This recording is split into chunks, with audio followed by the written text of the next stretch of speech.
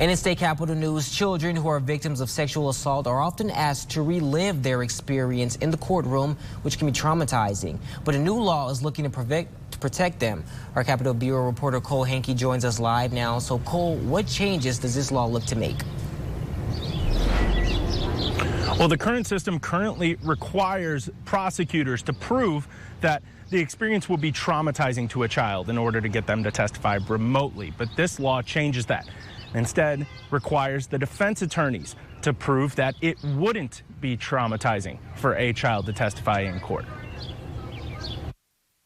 Children who are victims of sexual assault are often asked to relive their trauma, including in the courtroom. To put a kid, literally in a position where their attacker can stare them down in a courtroom, as they relive, the worst moments of their life.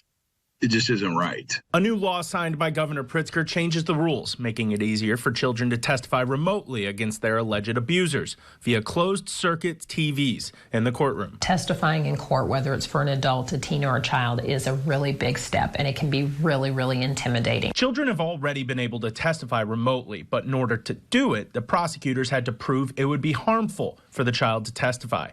Now, under this law, that burden falls on the defense. They have to prove testifying in court wouldn't be harmful to the child, or they will be able to do it remotely. We think that's a high bar, but we think it makes a lot more sense that should happen, in that way. The law, sponsored by Republicans, passed unanimously out of both chambers, and it represents a shift in the way the state approaches these kinds of cases. It doesn't change the capacity of what their testimony will be. It doesn't change what their experience has been, but it might make it easier for them to be able to acknowledge what's happened to them. Representative Adam Niemerg and Senator Chapin Rose were told about the issue by a constituent in Effingham. The mother chose not to speak to WCIA to protect the privacy of her child, but she said she was relieved to see this law pass. So kids like hers are protected going forward. We found that there were a lot of children, a lot of families that would not pursue charges because of the closed circuit testimony being so difficult to be completed. Now, even after all of these changes, it's still going to be up to the judge to decide whether or not a child has to testify in the courtroom or not. This law takes effect on January 1st of 2024.